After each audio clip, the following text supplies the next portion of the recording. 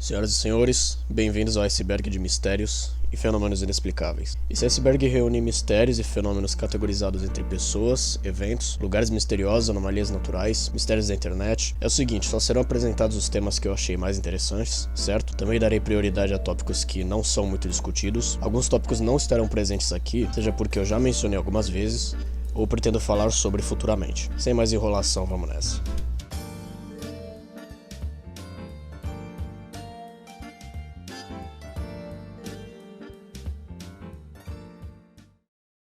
Globster. São massas orgânicas encontradas ocasionalmente encalhadas. Um globster é definido como uma grande carcaça irreconhecível de, aparentemente, animais marinhos em alto estado de decomposição. Pessoas que se depararam com essa beleza aí alegam que o negócio tem um forte odor, de coisa podre, eu suponho.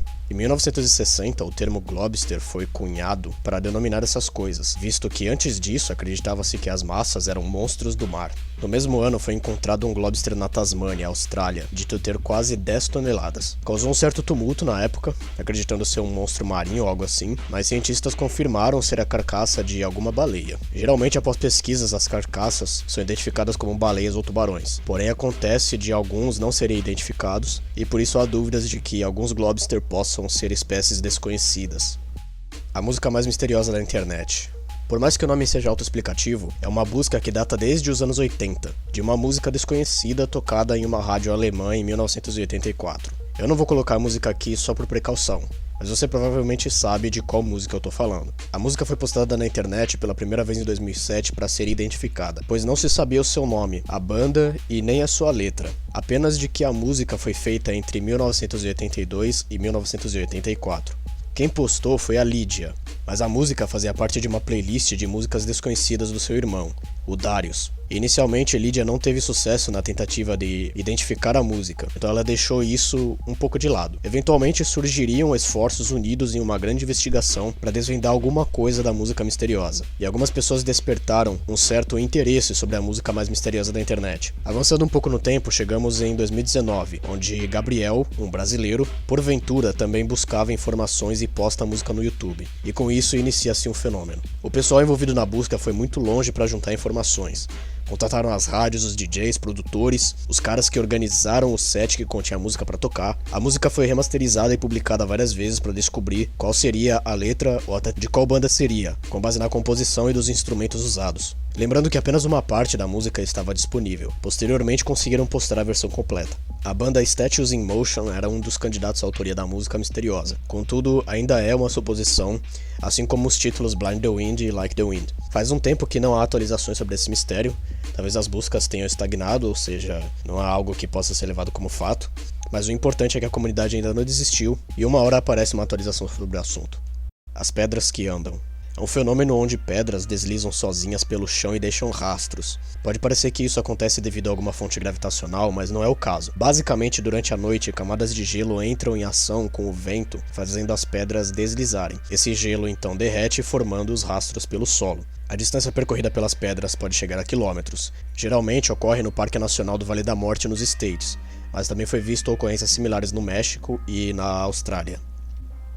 As 7 maravilhas do mundo. Creio que esse especificamente se refira às maravilhas antigas, visto que a pirâmide de Gizé é a única que ainda existe, e várias delas não se sabe como eram exatamente. Os jardins suspensos da Babilônia, provavelmente a maravilha antiga com maior debate sobre sua existência, dito ser uma construção extraordinária feita a mando do rei Nabucodonosor II com as mais variadas plantas. Não há evidências arqueológicas para confirmar se os jardins realmente existiram, pois os poucos registros que sobraram do Império Babilônico não mencionam o local. Os jardins são mencionados por historiadores antigos e esses são os únicos registros citando a construção.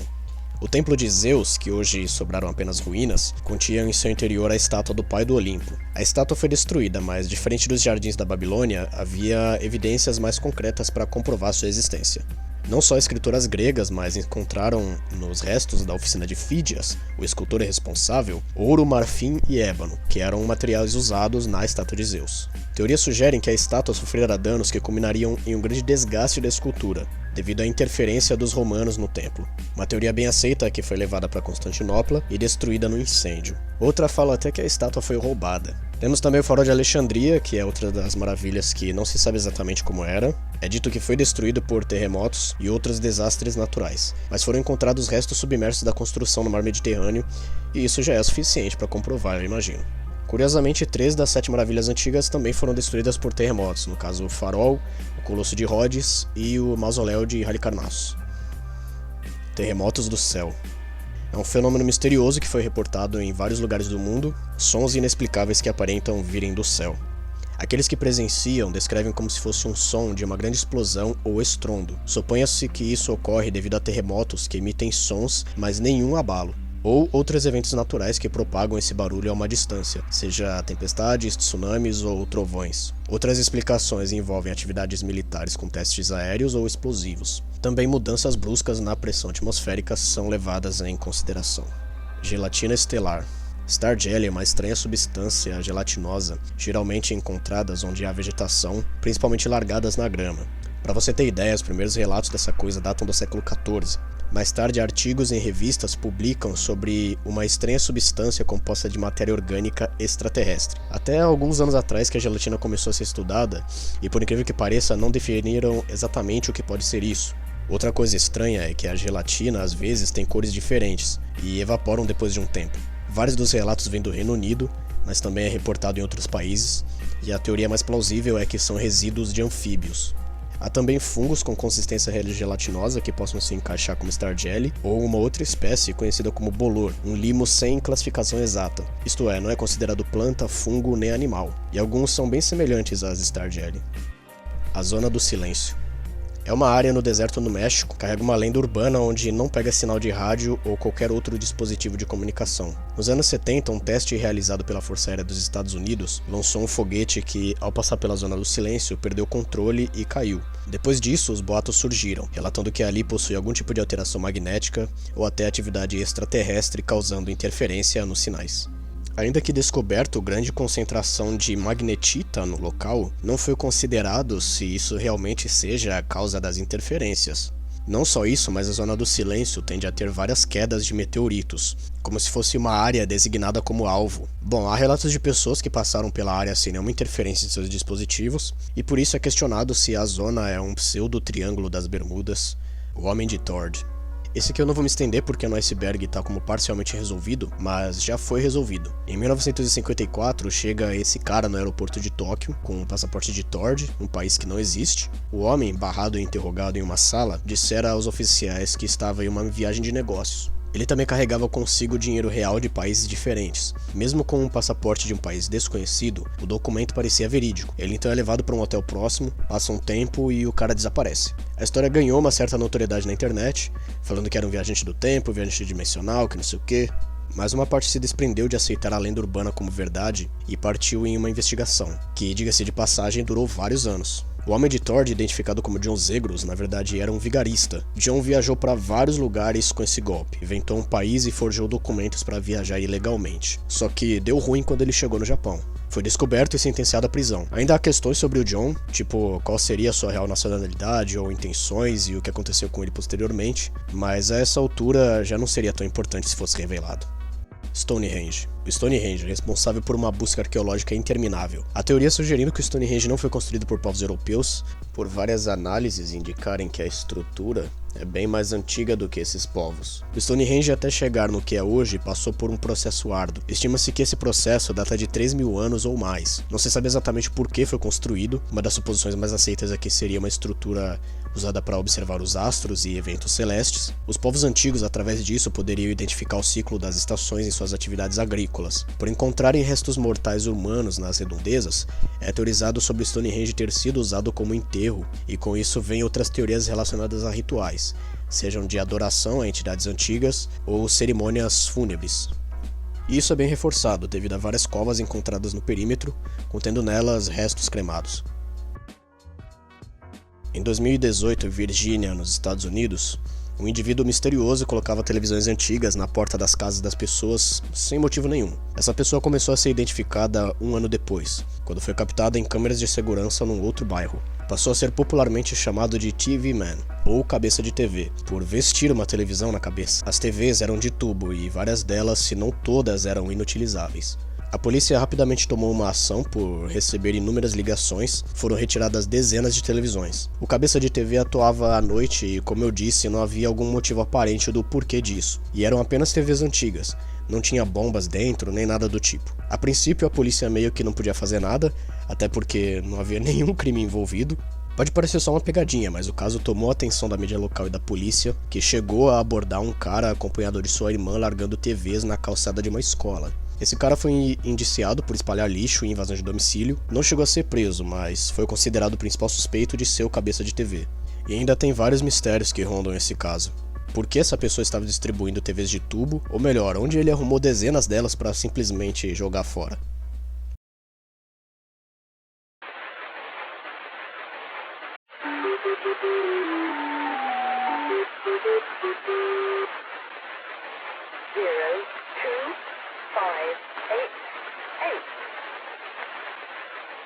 Estações de números. São estações de rádio que transmitem sequências aparentemente aleatórias de números, localizadas em vários países do mundo. Seu propósito era para enviar mensagens codificadas em serviços de inteligência e espionagem.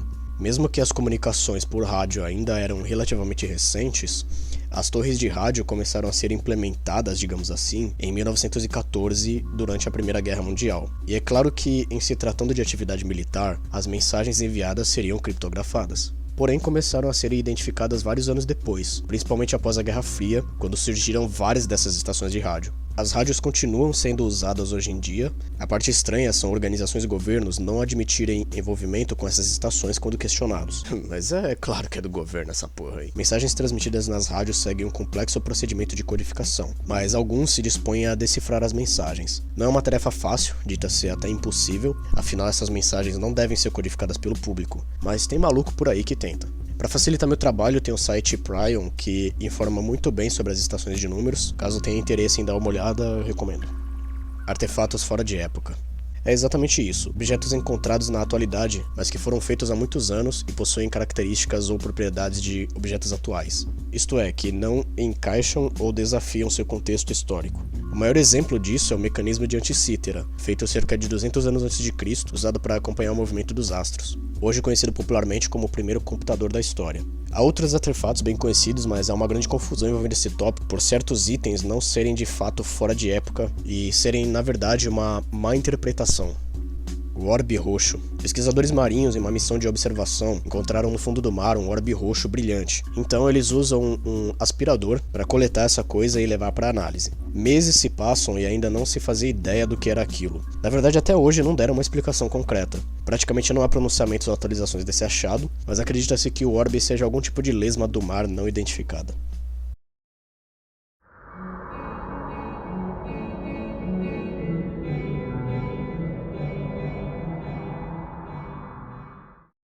Rongorongo. Rongorongo é uma escrita composta de hieróglifos dos Rapa Nui, os nativos da Ilha de Páscoa. Os símbolos da escrita variam entre animais, plantas e figuras humanoides, e alguns deles são iguais, mas com pequenas alterações. Também possuem formas geométricas e outros símbolos. Desde sua descoberta permanece indecifrável. É preciso seguir um método alternativo de leitura. Os fatores combinados resultam em uma escrita de difícil compreensão e talvez nem cheguem a lugar nenhum. E para dificultar, algumas das tábuas de madeira foram perdidas ou destruídas. Não sobreviveram indivíduos com conhecimento da língua para decifrá-la. Histórias contam que poucos sabiam ler os glifos, visto que ler e escrever era uma condição exclusiva dos superiores. Estudiosos levantaram a hipótese de que nem é uma escrita de fato, e que cada símbolo significa uma coisa diferente. E se isso for o caso, o Rongorongo nunca será decifrado. O tesouro de Forrest Fenn.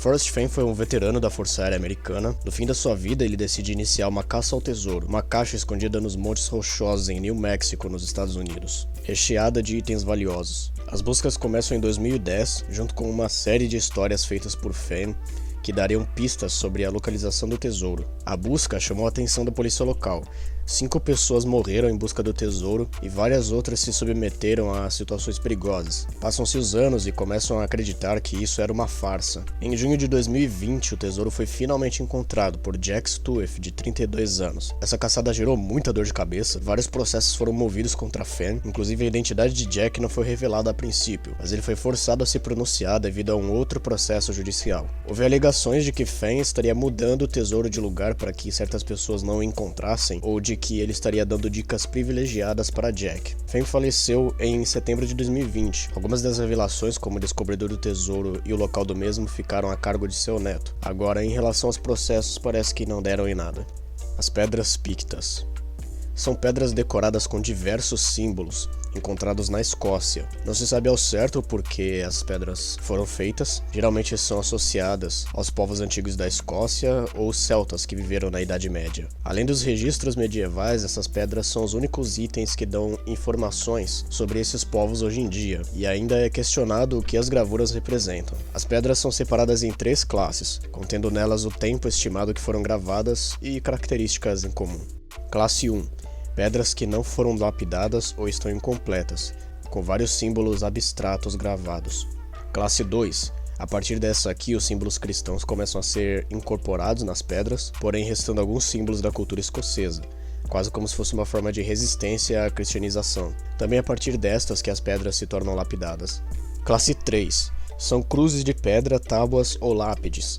Não possuem símbolos da cultura celta, que praticamente se tornaram santuários cristãos. É suposto que as primeiras pedras marcam nos pictos uma tentativa de preservação de sua identidade, assim como outras crenças e vertentes pagãs que perderam espaço para o cristianismo. Isso é refletido nas pedras do grupo 3, onde praticamente a cultura daquele lugar não sobreviveu com a cristianização da Escócia. A função das pedras ainda é estudada e especulada, mas podemos deduzir que marcavam aspectos da sociedade dos Pictos, representando suas habilidades artísticas, identidade ou até mesmo uma forma de registrar sua história.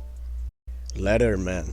O Letterman foi um homem desconhecido, um andarilho que durante 30 anos vagava pelo mesmo trajeto de Connecticut até o rio Hudson, em New York. O homem era fluente em francês e não sabia falar inglês direito. Ficou conhecido como Letterman, o homem de couro, pois vestia roupas de couro feitas à mão. Ele raramente falava diretamente com as pessoas, apenas fazia grunhidos e gesticulava. Ainda assim, um homem gentil e educado. Ele passava pelas cidades para pegar suprimentos ou pedir alimentos nas casas de campo, aos quais agradecia humildemente quando recebia e se abrigava em cavernas. Em 1889, seu corpo foi encontrado em uma caverna. Descobriram que sua morte foi causada devido a um câncer de boca por mastigar cigarros. Até o presente momento não se sabe de onde o Letterman veio ou qual era sua identidade. Um jornal da época publicou uma matéria divulgando seu nome, Julius Burgley, porém não há como confirmar isso. As gravuras em Lawrence Brook. Isso aqui se trata de estranhas gravuras encontradas em uma pedra em Nova Jersey. Acredita-se que essas gravuras foram feitas em 1876, postas de símbolos, o ano 1876, coordenadas e inscrições criptografadas. Nas pedras também haviam 2 nomes, Elias Sweden e H.M. Denbury. Suspeitavam que os códigos gravados em combinação com as figuras de caveiras com os ossos indicavam pistas sobre algum tesouro pirata. Para agregar a essa hipótese, na pedra havia várias figuras de caveira, caveira com cruz de ossos e outra com tapa-olho. Alguns códigos nunca foram decifrados e provavelmente nunca serão, pois esse é um tópico bem obscuro, e as gravuras estão desgastadas e o tempo continua guardando esse mistério. Celebridade 6 é uma figura peculiar, presente em uma arte daqueles tecidos usados para fazer cortina ou almofada. O tecido possui um padrão ao estilo pop art de 8 atores ou modelos. Foi comprada em 2008 por uma pessoa identificada na internet como Tom Tsa. Não sabendo quem eram aquelas pessoas, ele faz um post no Reddit para saber quem são os artistas. Cada um foi numerado e eventualmente identificado. Há atores conhecidos como Jessica Alba e Orlando Bloom, porém a celebridade de número 6 é desconhecida. Na verdade, ninguém sabe quem é essa pessoa. Tom comprou esse tecido em uma loja na Finlândia. Na busca, ele entrou em contato com a empresa que fabricou o tecido. A empresa não existe mais e não proveu informação do designer responsável pela arte. Talvez eles nem saibam quem foi, pode ter sido um freelancer que fez o trabalho. As imagens foram baseadas em fotos reais dos artistas, inclusive chegaram a encontrar cada uma delas. Por exemplo, a do Orlando Bloom, essa foto também possui uma peculiaridade, a mão dele foi editada. Outras fotos comparadas com as do tecido possuem leves alterações, mas em se tratando da celebridade de número 6, torna bem difícil identificá-la por conta disso. A busca ainda continua, há palpites bem sólidos, mas não temos nada confirmado até o momento. O sinal WOW. Em 1977, a Universidade Estadual de Ohio captou um sinal de rádio que ficou conhecido como sinal WOW. Isso porque, quando captado, após os dados serem impressos, o astrônomo Jerry Ehman escreveu à mão a expressão de surpresa no papel. O sinal, com uma duração de cerca de 1 minuto, e acreditando ter vindo da constelação de Sagitário, levanta suspeitas que foi emitido por alguma fonte alienígena. Assim, em termos de volume, o sinal não é necessariamente alto, pois possui uma intensidade bem acima do normal. Além disso, o sinal nunca mais foi detectado. Os caras dizem que o sinal foi provocado por cometas que estavam passando na época, mas não tem essa não. Devido ao sinal WOW encaixar um padrão de frequência que pode viajar pelo espaço basicamente sem ser interrompido, é considerado por muitos como a maior evidência ou até mesmo contato real com vida inteligente extraterrestre. A Síndrome de Havana. A Síndrome de Havana se trata de uma série de sintomas reportados por funcionários americanos que trabalhavam em outros países. Foi dado esse nome devido a diplomatas americanos abrigados em Havana, Cuba, alegarem estar com sérios problemas de saúde inexplicáveis repentinamente. Os primeiros casos surgiram ao final de 2016. O governo dos Estados Unidos publicou uma nota dizendo que autoridades americanas foram alvo de ataques misteriosos orquestrados. O presidente Donald Trump confirma que Cuba estaria envolvida nesse acontecimento. O governo cubano responde negando estar por trás desses, entre aspas, ataques. Segundo os relatos e alguns diagnósticos, os sintomas iam desde dores de cabeça até sangramento pelo nariz e amnésia. Várias pessoas também relataram ouvir ruídos que variam de acordo com a descrição das vítimas. Era esperado que os Estados Unidos iriam reagir dessa forma, mas as coisas ficaram bem mais estranhas quando ocorrências similares surgiram em outros lugares, não só em países como China, Rússia, Polônia e Austrália, mas também até nos Estados Unidos. Apesar de extensas investigações que perduram até hoje, não se sabe exatamente o que causou a Síndrome de Havana. O som misterioso em Forest Grove.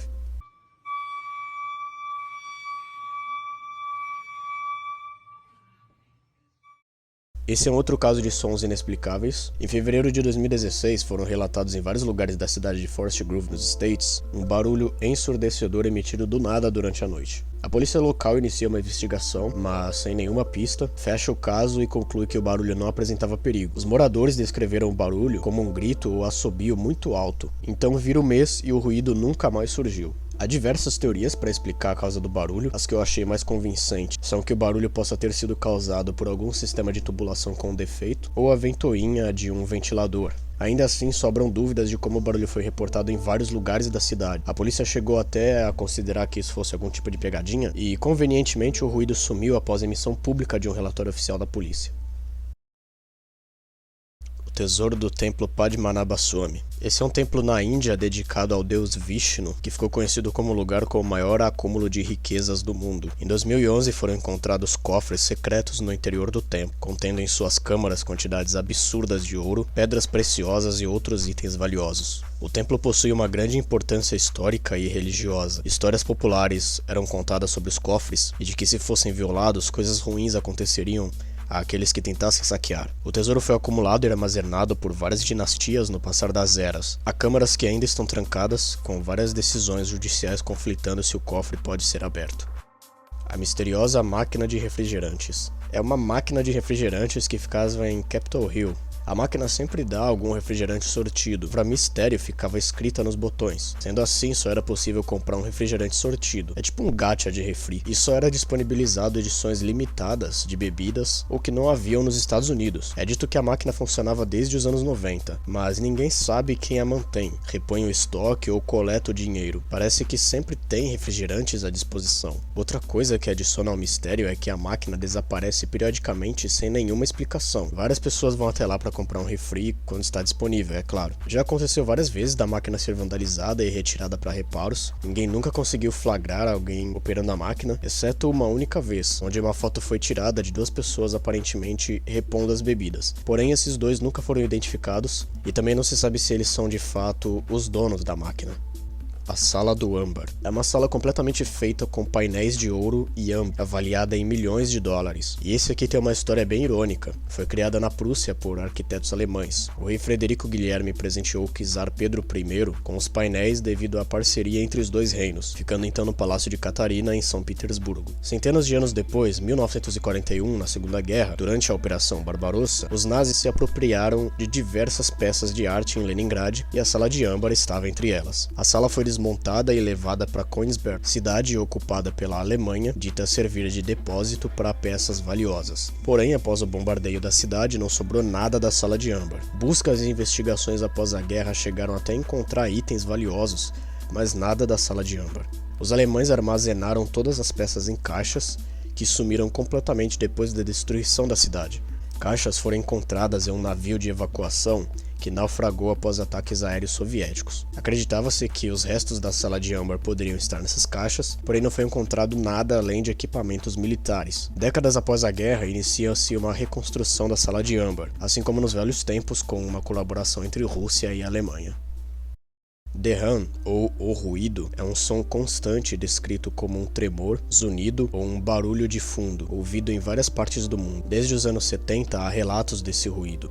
Um fator estranho é que há pessoas que ouvem o ruído e outras não, mesmo quando estas mudam de lugar. Vários também dizem ouvir o ruído quando estão em lugares fechados e quando saem não ouvem nada. Levando em consideração que o The hum é real, determina que uma pequena parcela da população mundial pode ouvir esse som. Como já era de imaginar, esse fenômeno em específico possui várias conspirações por aí, vamos deixar elas de lado aqui. O The hum pode ser causado por fatores do ambiente, por exemplo, construções, prédios, fábricas, lojas, e nesse também se encaixa a movimentação do vento e ou tráfego. Fatores geológicos, vibrações emitidas pelo movimento de placas tectônicas, condições psicológicas não ficam de fora. Apesar de fazer sentido e poder ser uma causa predominante, pessoalmente eu não acredito que seja o caso. O The hum de fato é um negócio bem estranho, mas e se for apenas tinnitus? Aqui chamamos de acufeno, uma condição geralmente atribuída à perda de audição. Basicamente a pessoa fica ouvindo um zumbido interno. Isso pode explicar o porquê somente algumas pessoas ouvem o The hum. Olhando os relatos, isso tem muita cara de histeria coletiva, só que muitas pessoas ao redor do mundo se dispõem para relatar e explicar o The hum, então há um grau considerável de seriedade aqui. Ironicamente, estudos são feitos por pessoas que não ouvem o ruído. Alguns apontam que seja causado por fontes externas e não internas. Se isso for verdade, o The hum é de fato um fenômeno real. Cigarettes and Valentines. Foi um álbum não lançado da banda Green Day. Todo o material foi misteriosamente roubado. Eles decidem fazer um trabalho totalmente novo que veio a se tornar um grande sucesso, o American Idiot. Segundo algumas entrevistas, eles ficaram até de certa forma gratos por isso, considerando o American Idiot o ápice naquele momento de sua música. Até um tempo atrás não havia mais nada desse álbum, chegou a ser considerado uma lenda urbana, sobraram apenas 2 músicas, uma com o mesmo nome do álbum e Too Much Too Soon. As músicas do Cigarettes and Valentines nunca serão lançadas oficialmente, permanecendo no cofre da banda. Dizem por aí que na verdade o Cigarettes and Valentines foi descartado e a história do roubo foi inventada, porque assim, o material nunca foi vazado, e também seria quase impossível alguém entrar e roubar o material sem ser identificado, pois o estúdio de gravação era um local bem seguro e vigiado. Eles disseram que tinham cópias das gravações, mas que não estavam na qualidade ideal, com isso tiveram a ideia de fazer um trabalho totalmente novo do que regravar as fitas perdidas. Bom, nada disso foi confirmado e o que restou foram apenas especulações. O cantor de Sleuth. Para dar contexto, Sleuth, ou como ficou conhecido no Brasil, Jogo Mortal, é um filme de 1972. O mistério gira em torno de algumas cenas específicas do filme, onde são tocados covers do músico americano Cole Porter. Acontece que ninguém sabe quem é o cara que cantou as músicas. Infelizmente não posso colocar aqui os trechos por causa dos direitos autorais. Nos créditos do filme não aparece o nome do cantor, sobrando apenas suposições de quem ele possa ser. A melhor teoria que eu encontrei é que contrataram um cara que sabia imitar a voz de cantores dos anos 30, 30, e de que o produtor do filme chamou alguém especificamente para cantar as músicas do Cole nas cenas. Mesmo sendo viajado, também há a possibilidade disso ter sido proposital, afinal Sleuth é um filme de mistérios, jogos e investigação. Nesse caso seria a produção que preparou esse pequeno mistério. Como eu falei, parece uma teoria viajada, mas é divertida, convenhamos. O roubo da fantasia do Garibaldo. Esse aqui não é exatamente um mistério, mas é uma história curiosa. É um caso de roubo de uma fantasia do Garibaldo de um circo, localizado em Adelaide, na Austrália. É um circo com atrações dos personagens da Vila Sésamo. Em abril de 2021, a fantasia do Garibaldo usada nas apresentações foi repentinamente roubada. O Garibaldo foi devolvido ao circo poucos dias depois com um bilhete de desculpas. Nele estava escrito: "Nossas sinceras desculpas. Não fazíamos ideia do que estávamos fazendo ou que consequências isso causaria. Estávamos passando por tempos difíceis e queríamos apenas nos animar. Nos divertimos muito com o Sr. Pássaro. Ele é um cara legal e não fizemos nenhum mal ao nosso amigo. Sorry to be such a big burden." Esse finalzinho não tem uma tradução para o português, mas é um trocadilho com o nome do personagem, que é Big Bird. Garibaldo é o nome localizado aqui para o Brasil. Mesmo devolvendo a fantasia, o trio responsável foi pego pela polícia e levados a julgamento. 2 homens e uma mulher. Os 3 tinham entre 23 e 26 anos. Ficaram um tempo presos, além de uma multa de $500 cada, tiveram que realizar serviço comunitário. O que realmente é desconhecido foi para onde levaram o Garibaldo e o que fizeram com ele nesse meio tempo. Os Blobs de Oakville. Os Blobs de Oakville foi um incidente em 1994, onde uma estranha substância gelatinosa choveu durante algumas semanas. Após a chuva, algumas pessoas ficaram seriamente doentes, tendo sintomas como problemas respiratórios, tontura, fortes dores de cabeça e infecções. Alguns animais, como cachorros e gatos que entraram em contato com essa gelatina, morreram. Essa substância é similar à Star Jelly que eu mencionei agora há pouco. Uma das moradoras da cidade levou uma amostra da substância até um hospital pedindo uma análise. Descobriram que aquilo continha glóbulos brancos de sangue humano. Depois, mais análises foram feitas no Departamento de Saúde de Washington, sugerindo que os blobs poderiam ser dejetos humanos por encontrarem bactérias do sistema digestivo. Vamos considerar que alguns fatores dessa história possam ser meio exagerados, e é aquela mesma coisa de sempre, né? O fenômeno estranho numa cidade pequena, poucos estudos sobre o assunto, nada conclusivo, ficamos à mercê de suposições. A Caça à Coruja de Ouro. É um daqueles livros de caça ao tesouro, publicado em 1993. O livro possui 11 enigmas, compostos de figuras, poemas e códigos. Desde a primeira publicação, os enigmas do livro não foram solucionados. Temos o significado de alguns, mas nenhuma pista de onde o tesouro possa estar. Max Valentin, o autor do livro e organizador da caça ao tesouro, faleceu em 2009, deixando um envelope selado com as soluções de todos os enigmas e localização da coruja de ouro. Esse envelope passou para Michel Becker, ilustrador que fez o livro em conjunto com o Max. Na verdade, não é de fato a coruja de ouro que está enterrada, é uma réplica de bronze que, quando encontrada, pode ser trocada pela original com o dono do prêmio, no caso o Michel. Há uma ocorrência estranha sobre essa caça ao tesouro. Depois de morrer, Max transferiu os direitos tanto do prêmio quanto da organização da caçada para o Michel. Com as soluções, o Michel foi até o local do tesouro para ver se ainda estava lá. A cópia de bronze da coruja não estava no esconderijo. No lugar havia uma estatueta de ferro de um pássaro. Sobre isso tem algumas teorias. Foi o próprio Max que trocou o tesouro, mas não faz muito sentido porque as regras especificam que a estátua de bronze deve ser trocada pela de ouro. Então, se não fosse o item correspondente, quem ganhasse a caçada não receberia nada. Outra é de que o tesouro foi encontrado e a estátua de bronze trocada por essa de ferro aleatória. Aí fica a questão do porquê essa pessoa não iria pela coruja de ouro. Apesar desse incidente, a caçada continua. A síndrome do sotaque estrangeiro. Refere-se a um transtorno que muda drasticamente a fala de uma pessoa, como se estivesse falando com um sotaque estrangeiro, sendo o melhor exemplo para descrever isso a mudança entre sotaques do inglês americano e britânico. Alguns fatores que se encaixam nesse distúrbio são dificuldade em pronunciar certas palavras e coordenação da fala. Vários casos da síndrome de sotaque estrangeiro aconteceram após os devidos pacientes sofrerem derrames ou acidente vascular cerebral, afetando o controle das áreas responsáveis pela fala. Condições psicológicas também possam ser um fator: estresse, ansiedade, traumas psicológicos. O distúrbio foi diagnosticado até em pessoas sem nenhum problema cognitivo ou transtorno psiquiátrico. Ainda assim, essa condição é extremamente rara e as causas bem variadas. Em 2011, um auxiliar de limpeza que trabalhava no prédio do Canal 9 em Melbourne encontrou no lixo e nos vasos sanitários dezenas de milhares de dólares australianos, mais precisamente $100 mil.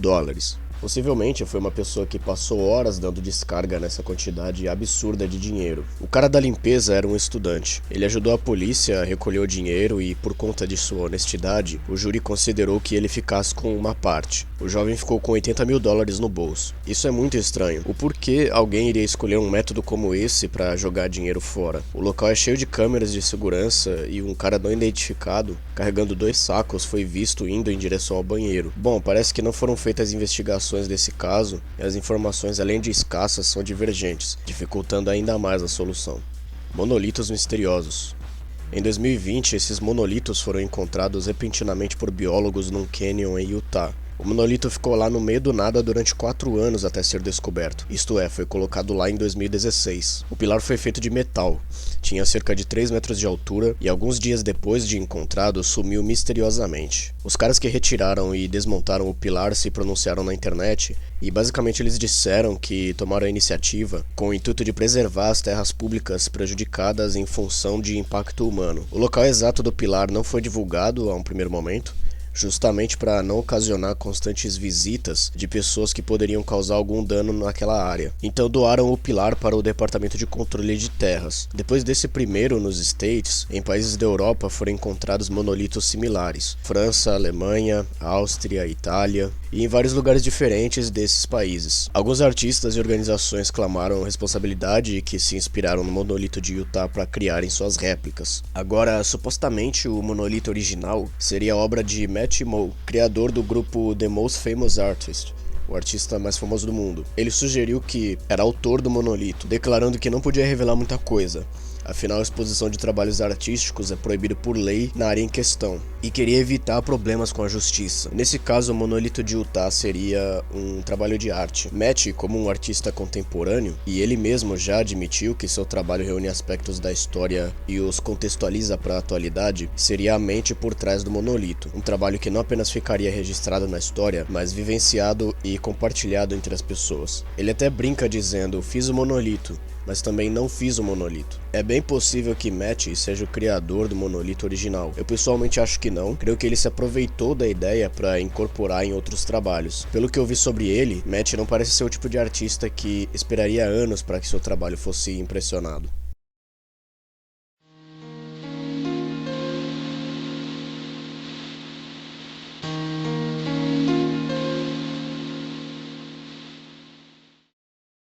Jerome. Essa história, por ser muito antiga, possui algumas informações divergentes, então vou apenas apresentar as informações disponíveis. Jerome foi um homem não identificado que tinha as pernas amputadas. Apesar de sua condição, ele estava com boa saúde. É dito que Jerome não sabia falar inglês nem francês, os idiomas oficiais do Canadá, mas também há a possibilidade dele ser mudo. Ele não falava, a única coisa que resmungava era o seu suposto nome, Jerome, e só o fazia quando perguntavam para ele. Não há informações conclusivas sobre quem de fato foi o Jerome. O que sabemos é que suas pernas foram amputadas há tempos antes dele ser encontrado em agosto de 1863. Jerome foi levado para uma casa de repouso e morreu lá em 1912.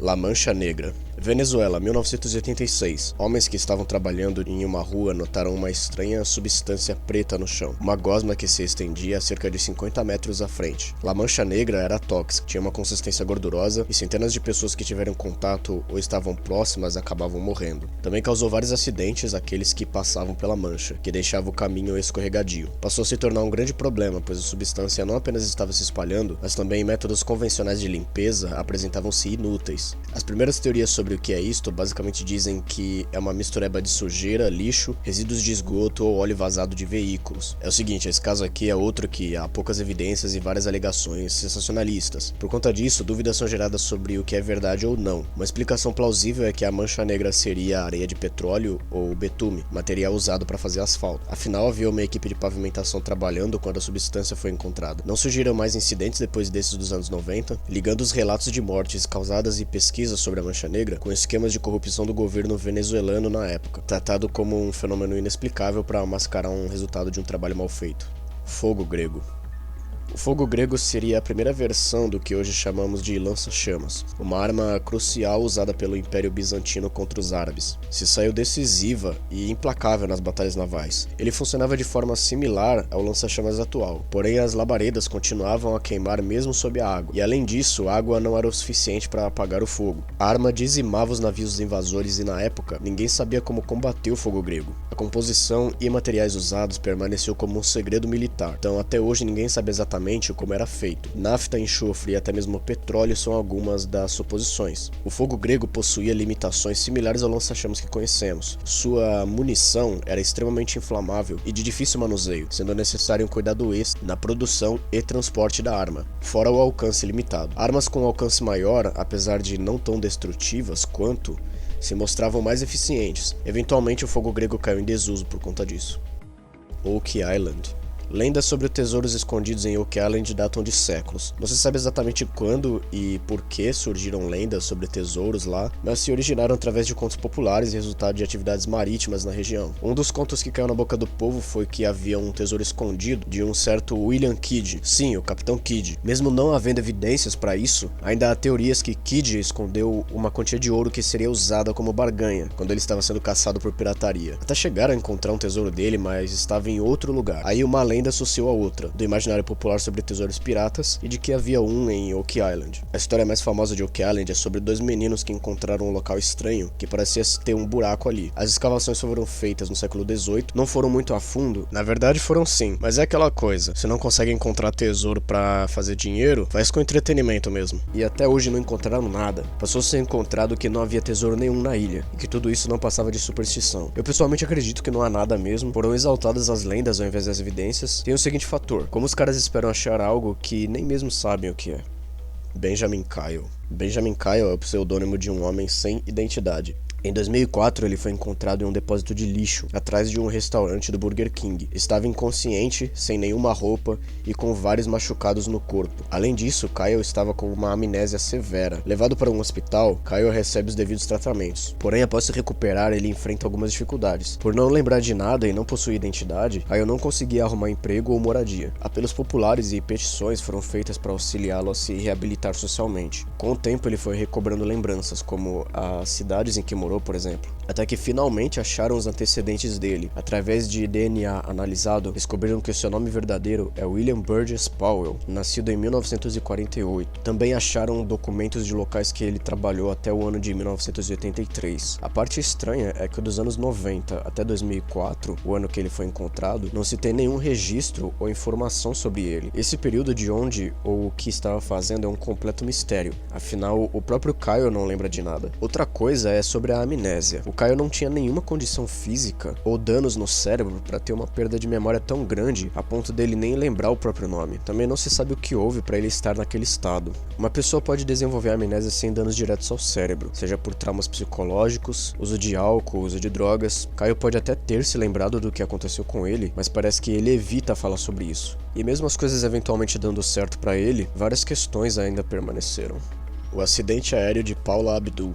Paula Abdul, a cantora pop americana, alega ter sobrevivido a uma queda de avião, ao qual não há nenhum registro ou evidência que de fato aconteceu. O incidente ocorrido nos anos 90 é detalhado por ela em várias entrevistas, dizendo que não lembrava de muita coisa do que aconteceu, mas que, após pegar um voo numa turnê, acordou num hospital horas depois. Paula teria feito um hiato em sua carreira para se recuperar dos ferimentos. Ela também fala como ter se submetido a vários tratamentos e cirurgias. É uma história muito estranha, mas muitas coisas apontam que o incidente realmente nunca aconteceu. A primeira informação que surgiu sobre o acidente foi em 2003, ou seja, literalmente nada nem ninguém fazia ideia de que isso aconteceu com a Paula. Estamos falando da queda de um avião que pegou fogo. Não houve nenhuma notícia sobre o incidente, o que é impossível. Ainda mais, algo assim passar despercebido durante 10 anos. Dizem por aí que a Paula inventou tudo isso devido a um declínio de sua carreira na época, causado por vício em drogas. Paula nega ter consumido qualquer coisa para uso recreativo e que notícias sobre esses problemas e reabilitações são mentiras. Mesmo sendo essa história esquisita, muitas divergências e pistas indicam que não é real.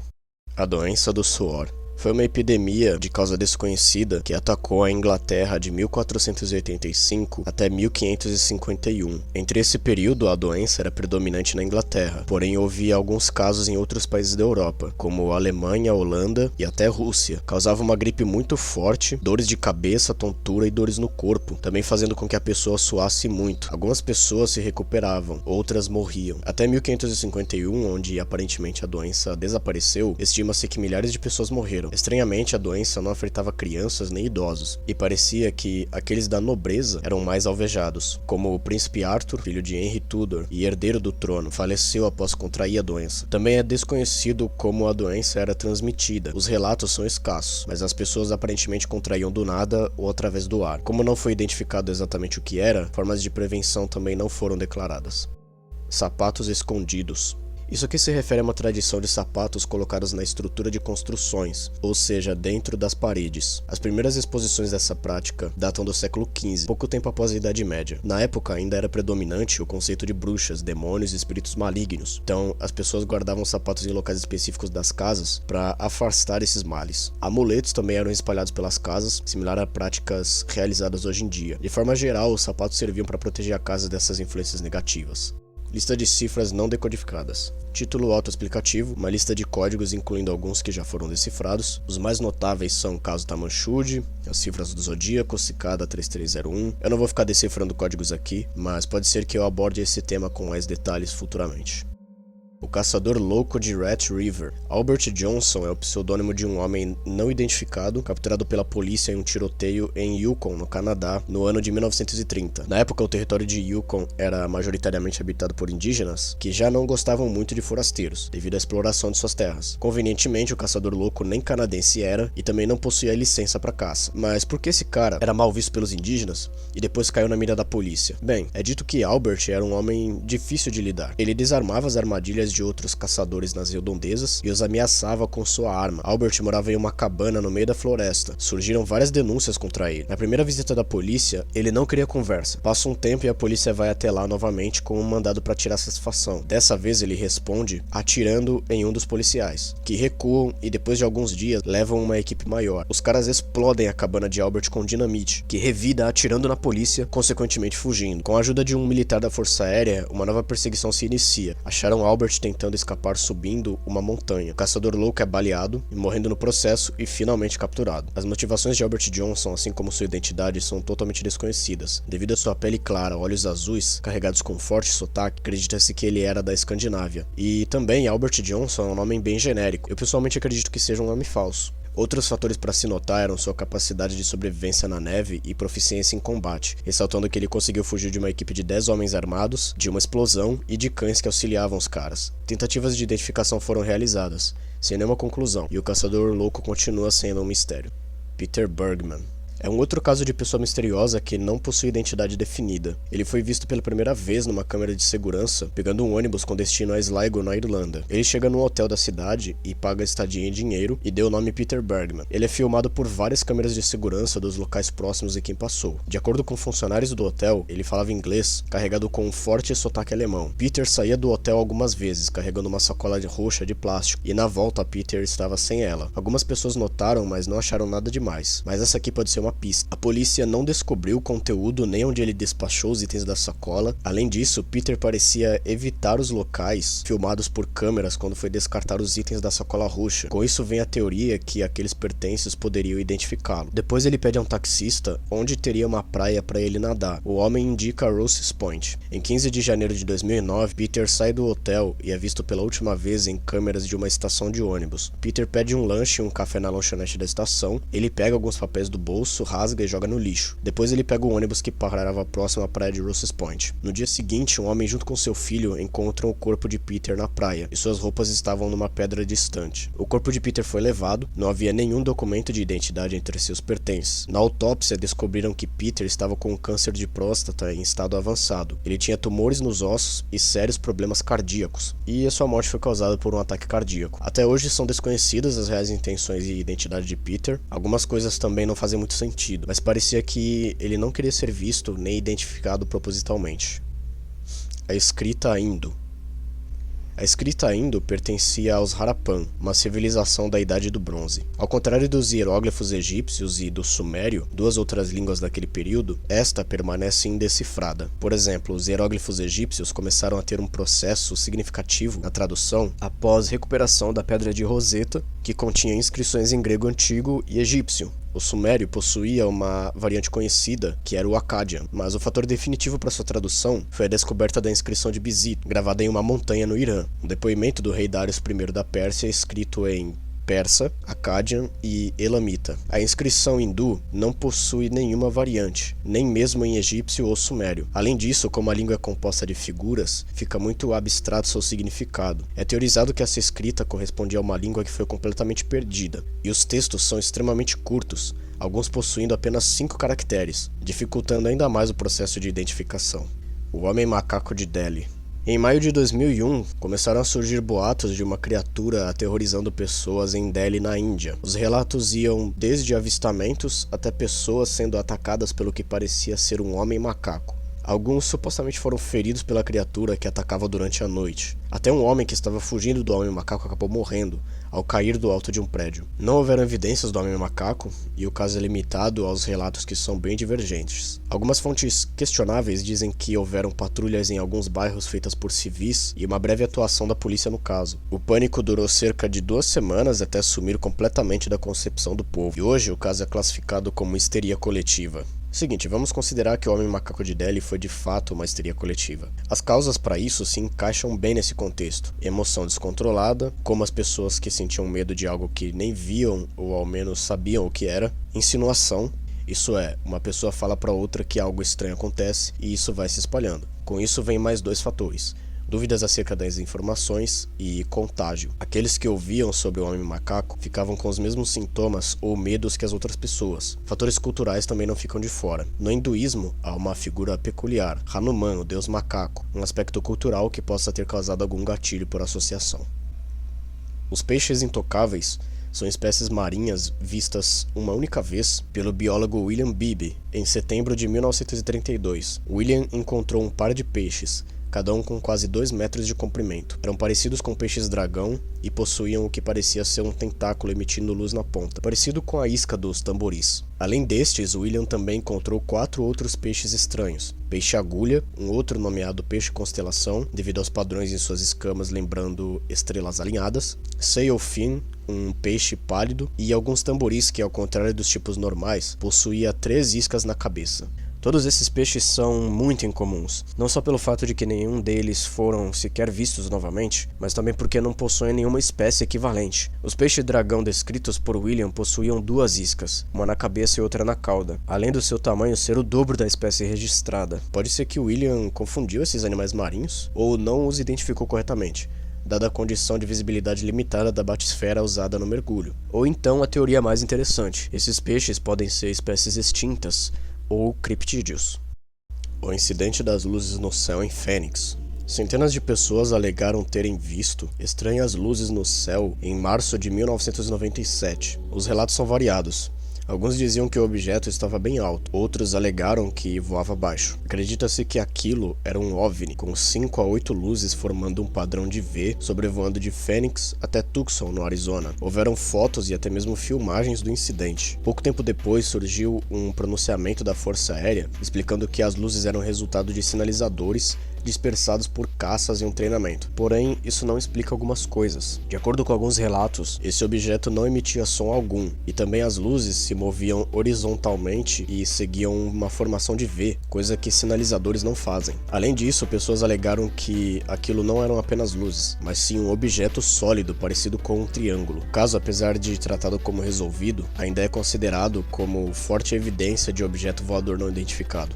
As invenções perdidas de Tesla. Isso se refere ao que ficou conhecido como os arquivos perdidos de Tesla. Quando Nikola Tesla morre em janeiro de 1994, no New Yorker Hotel em Manhattan, agentes do governo americano, com ordens diretas do FBI, confiscaram todos os seus pertences. Entre eles estavam 2 itens importantes, um conjunto de papéis e um caderno de anotações. Os papéis continham um projeto de uma arma conhecida como Raio da Morte, literalmente uma arma capaz de disparar raios eletromagnéticos. Não apenas isso, mas acreditava-se que esses papéis continham projetos que poderiam ser de interesse dos aliados na Segunda Guerra. No caso do Raio da Morte, Tesla não o construiu, pois não possuía fundos para tirar o projeto do papel, mas também por conta de sua condição que não estava das melhores. Convenientemente, o sobrinho de Tesla e herdeiro de suas posses, Sava Kusanović, era embaixador da Iugoslávia nos Estados Unidos na época, e devido a um apelo na justiça, clamou seus pertences em 1952, que foram transportados para Belgrado, presentes hoje no Museu de Nikola Tesla. Os arquivos de Tesla permaneceram perdidos durante vários anos, até que em 2016 o FBI desclassificou parte desses documentos, que falam sobre alguns projetos dele, investigações relacionadas ao inventor e que informações dos papéis confiscados poderiam ser úteis. É declarado nos arquivos desclassificados que os papéis de Tesla não apresentavam informações úteis para os Estados Unidos e que não era ameaça se caíssem em mãos erradas. Há suspeitas que o governo americano não devolveu todo o material contendo as pesquisas de Tesla, e acredita-se que os documentos foram completamente perdidos ou ainda estão escondidos.